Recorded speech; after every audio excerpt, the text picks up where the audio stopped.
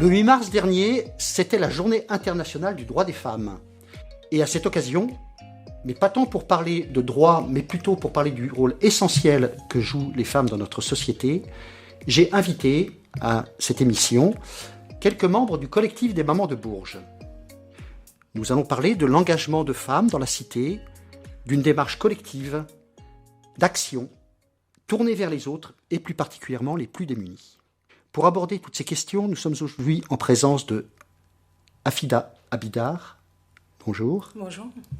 Anna Bessou, bonjour. Bonjour. Et de Saïda Chaibi, Bonjour. Toutes trois membres du collectif des mamans de Bourges. Je me tourne d'abord vers vous, Afida Abidar. Vous êtes à l'origine de la création de ce collectif, je crois, en 2019, n'est-ce pas ? Exactement, officiellement en 2019, mais avant tout, elle a été créée, c'est vrai, certes en 2019, mais je suis chorégraphe et interprète en danse. Donc, en fait, l'association s'est créée officieusement suite à un besoin. Donc, le besoin s'est présenté pour le renouvellement des costumes de mes élèves. C'est alors que les mamans de ces derniers ont constitué donc un groupe pour financer ce besoin. Donc, c'est un regroupement de mamans qui a été au-delà d'une simple collecte d'argent. Donc, on a appris à faire plein de choses au sein de ce groupe-là. Finalement, faire des projets, travailler ensemble, avoir du lien social aussi. Et surtout, on a pris le plaisir aussi de se rencontrer et de partager beaucoup de choses ensemble. On se bat un petit peu maintenant aujourd'hui pour montrer un petit peu le côté positif des quartiers et notamment des quartiers nord de Bourges. Ok, donc c'est pour ça que ça s'est appelé le collectif des mamans. Parce Exactement. que ça a rassemblé au départ des mamans Exactement. dans le but, effectivement, de monter un spectacle, en fait, pour leurs Exactement. enfants, aider les enfants. Exactement. Peut-être même question pour Anna, par exemple. Qu'est-ce qui vous a motivé à vous engager au sein de ce collectif des mamans ? Je pense que nous avons tous un devoir pour aider les autres. Et moi, depuis toute petite, j'ai toujours eu envie d'aider les gens. Et surtout pendant le confinement, j'avais l'impression de ne servir à rien et j'étais à la maison en télétravail, j'étais dans le confort, j'avais suffisamment à manger et j'entendais parler beaucoup des gens qui n'avaient pas de moyens pour manger. Donc, j'ai commencé à me remettre en question à ce moment-là. Et je me demandais comment je pourrais être plus active pour aider les gens dans le besoin. Donc, juste après, pas longtemps après, j'ai discuté avec une copine qui m'a parlé du collectif des mamans. Et j'ai trouvé l'association sur les réseaux, la page Facebook. Et j'ai pris contact avec Afida. Et en septembre 2021, je me suis lancée et je me suis inscrite au collectif. Merci. Même question, Saïda. Qu'est-ce qui vous-même vous a conduit à cet engagement ? Bon, moi, il faut savoir que j'étais déjà au préalable engagée dans l'association de ma sœur, le petit musée de Fatma, qui a tourné un certain temps et qui a eu un certain succès. Et suite à l'endormissement de cette association, je me suis retrouvée un petit peu, non pas désœuvrée parce que j'avais bien à faire chez moi, mais désœuvrée concernant l'extérieur et un engagement auprès des autres, ce qui me tenait aussi beaucoup à cœur.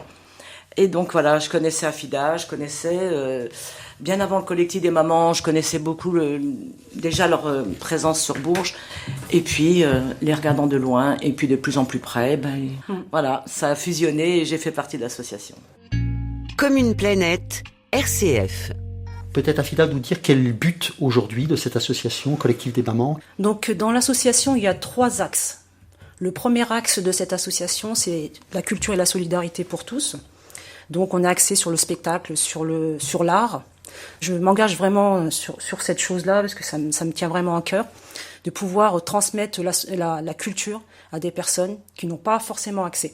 Le deuxième axe, c'est la parole, par des ateliers, des thématiques par exemple sur la Journée internationale des droits des femmes.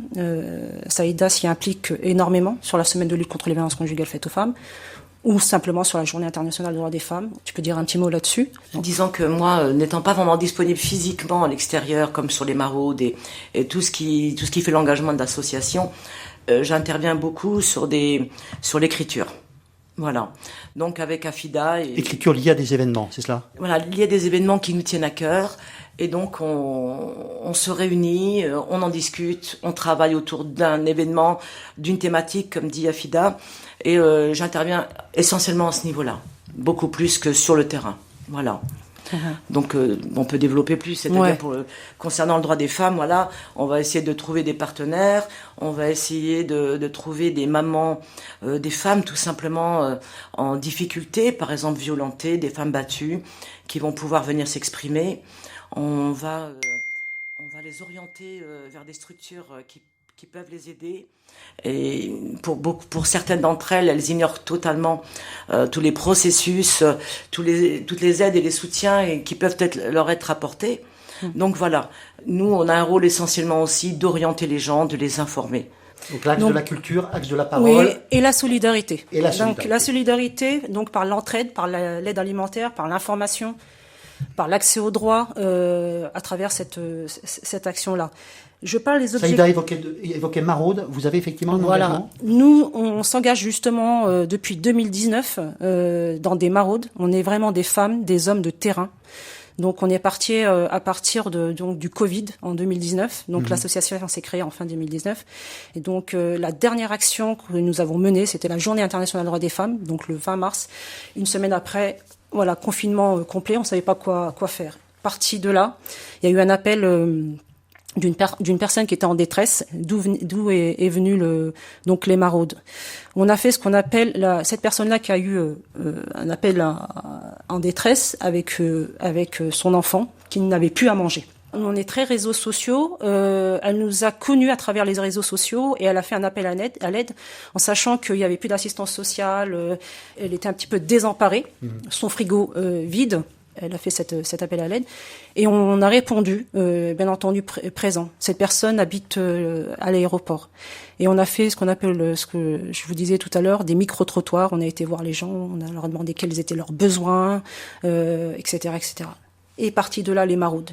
Tous les mardis, tous les vendredis. Nous sommes depuis 3 ans sur le terrain de la ville de Bourges, à l'aéroport, au Val-de-Ron, au Turlis, dans les quartiers nord, auprès des personnes qui se sont démunies, des femmes seules, des femmes violentées, des sans-abri.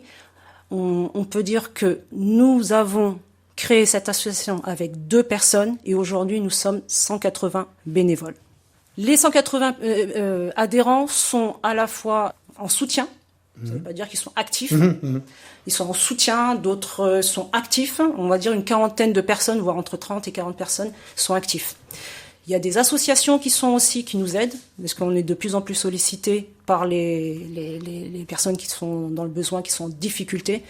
Donc moi j'appelle vraiment un appel à l'aide à des bénévoles, à des associations qui peuvent nous aider, parce que ça va être encore de plus en plus difficile.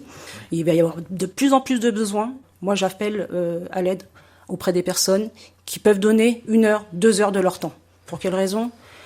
Parce que ça demande de la structuration, on va dire. Ça demande, aujourd'hui, il y a des partenaires qui sont avec nous. Quand je parle des partenaires, c'est les enseignes. On a la Biocop qui est avec nous comme partenaire. On a le Grand Frais qui est avec nous comme partenaire. On a l'IFA qui est avec nous comme partenaire. Mais ça demande une organisation, j'ai envie de dire... On a besoin de bras. De bras. Du lundi jusqu'au samedi, on ne s'arrête pas. Que ça soit au niveau du côté administratif jusqu'au côté terrain, voilà. Donc l'association a pris une dimension, elle est en train de se structurer, donc vous avez en quelque sorte peut-être aussi des compétences réparties un petit peu, des responsabilités, déléguer des choses. Comment s'orchestre en quelque sorte la gouvernance ou le fonctionnement entre vous, parce que voilà, il y a du monde, il y a beaucoup d'actions. Oh, il y a beaucoup d'improvisation. On peut se dire et s'identifier sur l'action et la réaction. Voilà, quand il y a un besoin, on réagit, on oriente après. L'action et la réaction, c'est ce qui nous définit un peu dans ce collectif-là. Et on est aussi un pansement, c'est-à-dire qu'on va dans l'urgence et ensuite on va rediriger vers des associations, vers des structures, vers des administrations après. Parce que vous êtes au contact direct des personnes. Tout de suite, ouais. Il y a beaucoup de bouche à oreille. Sachez qu'on est des bénévoles, il n'y a pas de salariés dans cette association-là. Voilà. On apprend beaucoup sur le terrain. On sait aujourd'hui comment faire une subvention, alors qu'avant on ne savait pas faire une subvention. Voilà, je remercie. Faire une demande de subvention. Ouais, faire une demande de subvention. Voilà, on remercie aussi les partenaires comme la ville de Bourges qui nous aident aujourd'hui et bien d'autres. Et j'en oublie certainement. Il faut dire qu'on a un local que depuis l'année dernière. Ouais. Jusque-là, ça a été vraiment chez les unes, chez les autres. Ouais. Elle a raison, je rebondis un petit peu sur ce qu'elle dit, Saïda, parce que au début, on était à droite, on était à gauche, on était dans des lieux, chez l'une, chez l'autre. Les maraudes ont commencé chez nous, avec nos mains, notre cuisine, notre savoir-faire, nos doigts, notre temps, pour aider l'autre. Et ça, c'était j'ai envie de dire, avec nos propres moyens, notre propre argent de poche, comme on dirait, pour aider l'autre. Et c'est ça qui est important dans cette association-là. Et on veut garder ce lien, ce côté-là.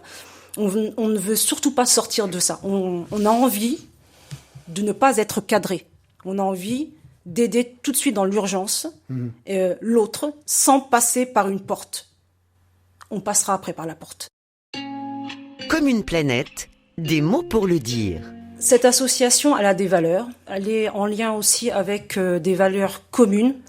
Je prête vraiment attention sur la diversité, sur la culture des uns et des autres. On apprend vers Anna qui, voilà, j'apprends des choses en la côtoyant, en lui parlant, voilà, et elle apprend aussi de moi. Ouais. Et c'est un lieu où on apprend les uns les autres à se respecter, à être bienveillant, je crois qu'Anna disait tout à l'heure. On est vraiment, tout est dans la bienveillance en fait. Ça, enfin, pour moi, en fait, cette expérience, le fait de faire partie du collectif des mamans m'a apporté beaucoup de bonheur et de satisfaction, et j'ai rencontré que des belles personnes. Je peux dire que quand j'ai rejoint le collectif, j'ai été accueillie les bras ouverts. Il y a pas vraiment, on n'a pas de différence en fait. Enfin, on a des différences, mais c'est. On est accueilli comme on est. On est accueilli comme on est, c'est ça, oui. Au sein du collectif, tout se fait dans la gentillesse et la bienveillance. Et il y a toujours une bonne ambiance. Et moi, je suis fière de faire partie de cette association. Juste pour terminer, quelques événements. Je crois qu'il y a une exposition qui est en cours, n'est-ce pas, qui va être itinérante. Ouais. Que vous avez appelé Oser, n'est-ce pas? Ouais, c'est ça. Qu'est-ce qui vous a motivé dans cette... Alors, c'est une exposition itinérante qui a pour objectif de présenter, de mettre en lumière le parcours des femmes et des hommes du collectif d'amants, qui par leur engagement se mobilisent bénévolement dans la société, afin, comme je le disais tout à l'heure, de venir en aide aux personnes qui sont en difficulté. À travers ce projet, nous avons souhaité délivrer un message pour toucher vraiment un large public, et aussi de mettre à un grand nombre d'entre eux de s'approprier l'espace public qui leur est parfois, on va dire, inconnu, afin de les encourager à franchir le pas et aussi aller à la rencontre de l'autre par la même occasion, de s'ouvrir, de vaincre ses peurs, de se dépasser, de prendre confiance en soi. C'est ce qu'on a envie de démontrer dans cette exposition qui s'appelle « Ose ». Parce que nous osons, nous voguons, nous repérons, nous informons, nous agissons. C'est un appel en quelque sorte à venir vous rejoindre pour les mamans qui le souhaitent, ou les papas d'ailleurs, il n'y a pas que les mamans. Voilà. Et donc, si c'était le cas, il faut faire quoi pour vous rejoindre? Il faut aller sur votre adresse mail, il faut prendre contact téléphonique, peut-être donner votre adresse mail, collectifdesmamans18@gmail.com. On peut nous retrouver sur le terrain, vous nous retrouver au 20 rue Jean Moulin. 20 rue Jean Moulin, qui est le lieu de votre bureau maintenant, enfin de votre siège social. Vous pouvez nous retrouver sur les réseaux sociaux Instagram, Facebook, Snapchat. Vous pouvez nous téléphoner. Donc le téléphone 06 51 83 43 30. Eh bien, merci Afila Bidar, merci Anna Bessou, merci Saïda Chaibi. Merci à vous d'avoir répondu à mon invitation cette journée. Je rappelle que vous êtes tous trois membres du collectif des mamans de Bourges qui agit dans les quartiers plutôt défavorisés de Bourges, pas au départ quartier nord, mais maintenant j'ai pu comprendre que c'était un peu partout dans les quartiers de Bourges. Oui. Voilà, pour développer du lien social, pour lutter contre l'isolement. J'en profite aussi pour remercier Clara qui a accepté de bousculer son emploi du temps et qui assure donc la prise de son de cette émission et qui en fera le montage. Et je remercie aussi, on la voit pas nous accueillir tout à l'heure, Valérie, qui maintient donc le site internet en assurant donc la présentation de chaque émission qui peut être donc réécoutée en podcast. Merci à toutes. Nous vous remercions. Merci.